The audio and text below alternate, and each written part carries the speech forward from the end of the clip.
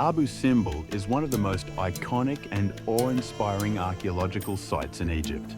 The temples were built by Pharaoh Ramses II between 1264 and 1244 BCE to demonstrate his divine power and legacy. The Great Temple features four 66-foot tall statues of Ramses II seated on his throne dedicated to Ramses II himself and the gods Amun, Ra-Horakhti, and Ptah. The small temple is dedicated to his queen Nefertari and the goddess Hathor.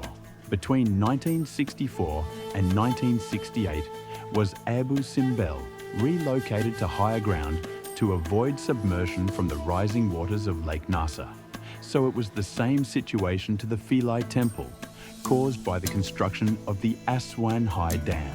The temples were cut into blocks, some weighing 30 tons, and reassembled 65 meters higher and 200 meters back from the original site.